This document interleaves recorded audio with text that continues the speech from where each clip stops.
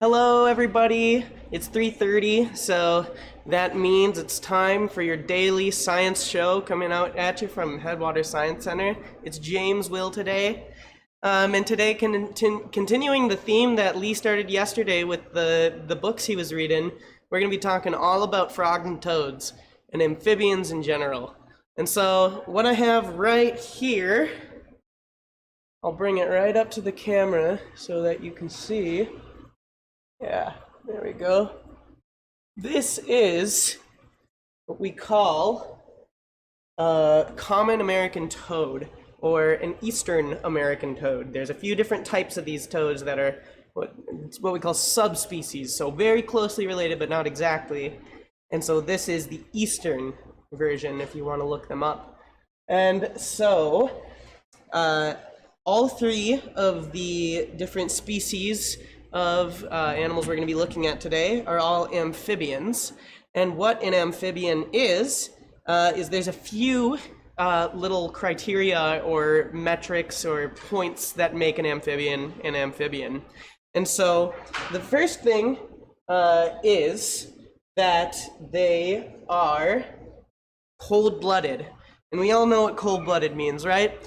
Basically, it means that we don't produce our own body heat within. We don't rely on a constant body temperature that we generate by spending energy within our body to maintain ourselves. Instead, these guys rely almost entirely on the surroundings to get their warmth.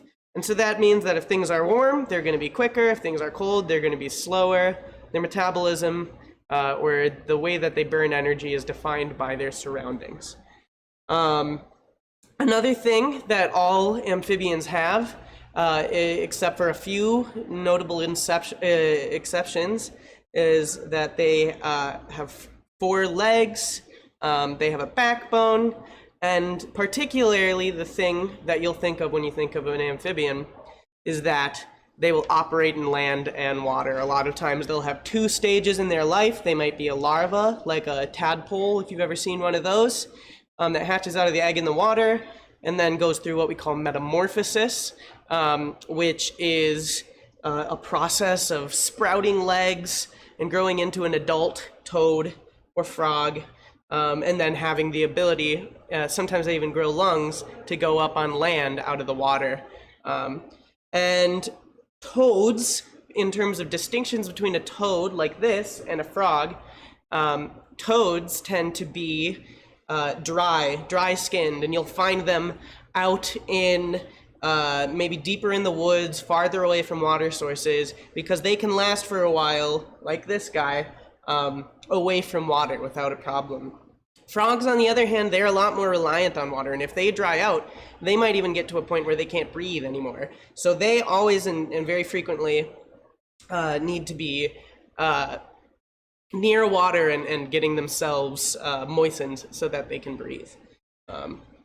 So we'll take a break. I'll bring this guy a little closer so you can get one last look at him and kind of turn him around so you can see his grumpy face, which is very cute.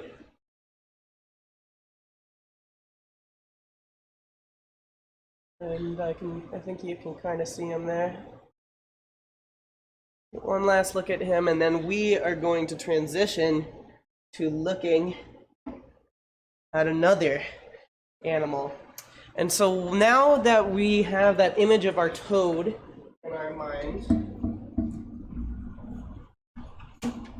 let's take a look at an African quad frog. So this is not a frog, a toad, this is a frog. And this guy, sometimes people come in and say, hey, is that frog dead? And it might look like it, but it's just super, super still. They keep very still when they don't have anything else to do. If they're not eating, or active, or mating, or doing any of that stuff, then they will just kind of float there like that. And that is a very comfortable position for them. And so these guys, unlike the toad, they have to pretty much spend all of their time in the water. And one of the things that they can do, though, is that they can sometimes leave the water in terms of drought, times of emergency, basically when they can't find food and can't keep moist. And sometimes they'll cross dry expanses looking for water. And if they can't find any and they come across some mud, these guys have been known to bury themselves in the mud for up to a year, during drought to stay moist and go dormant, kind of like hibernation, basically, waiting for water to come back. And these guys have all sorts of interesting characteristics about them. There he goes. I must have startled him a little bit there. I will step back here and get back into frame and talk a little more about that guy. So they, like I said, are completely aquatic. They spend their entire life in the water except for in times of emergency or like drought. And they are tongueless, they're toothless. They just basically, it's a big hole in their head that they shove food into. And the way that they do that, if you kind of notice compared to the toad, I'll show again. If you can get a look at the toad's feet, can you kind of see those?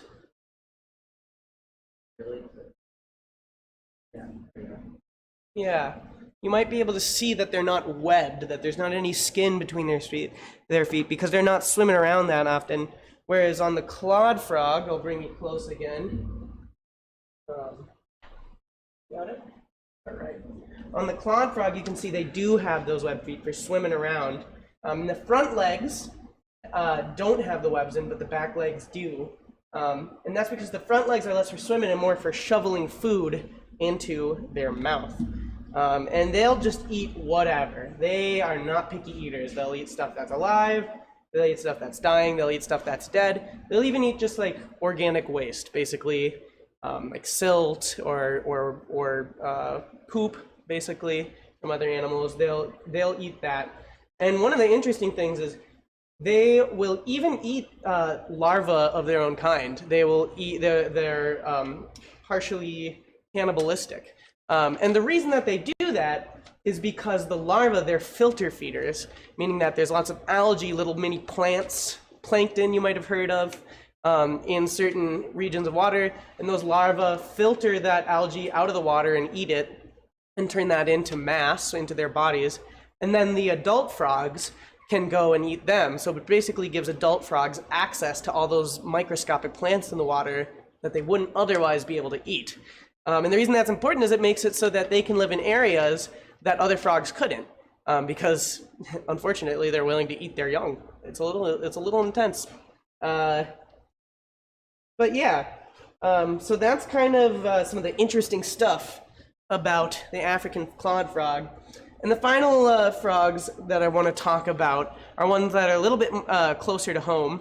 I suppose the toad, which was literally caught in, who was it, the original founder's garage? No, one of our former employees, Anita.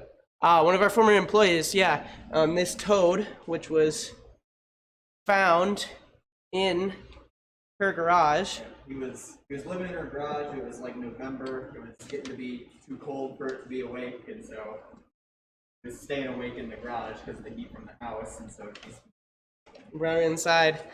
The other ones that we have that are native to Minnesota, if you can, how far can we move this thing? Can you see it? Yeah.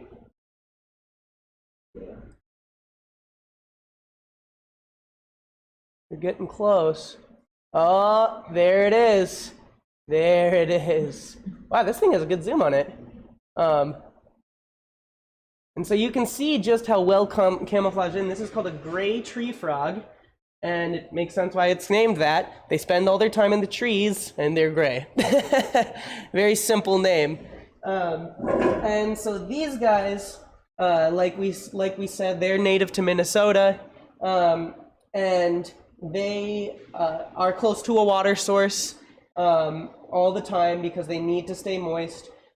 They will stay up in the trees pretty much all the time that they can, other than having to come down to mate or to find food, or to get wet so they can keep breathing. And these guys, we can also make some kind of comparisons with the toad when we're looking at them. These will almost always, like I said, be moist. The toads will be dry. You also might be able to tell, it's a little difficult to see, but that back edge of it has the very long kind of curled up leg there, and that's a leg that's for jumping. Frogs like to jump, but toads, on the other hand, I'll show you him. He has a shorter, kind of stockier build here, and that's because he likes to walk around rather than jump. And he's looking pretty grumpy at the camera there. And so, in general, all of these amphibians, they're very fragile animals. They have a lot of needs that a lot of animals don't to survive. They need fresh, clean water to reproduce. They need, their skin is porous for breathing, meaning it has lots of little holes and stuff so stuff can get into it. And because of that, they're easily poisoned if there's any contaminants in the water. And so a lot of times frogs and toads and such are really good indicators of how healthy an ecosystem is. And one of the first things that we can look at when we're trying to figure out how much is pollution or human activities impacting an area, we can look at how are the frogs doing. And one of the things to keep in mind is that over the last 20, 30 years, global frog populations have been dropping at a pretty alarming rate. They're not going toward extinction, but they are suffering. And I think that is an important thing to consider when we think about what kind of decisions we make in our day-to-day life, the kind of legislation we support, and sort of what our priorities are. And one of the things that I think we really need to prioritize in our lives is nature and our ecosystem, and making sure that those are going to be there for future generations. So capping it off with that, I am going to say thank you for tuning in today, everybody who did. We are open 9:30 to 5 Monday through Saturday, and we're open 1 to 5 on Sundays. Please come in and chat, meet some animals.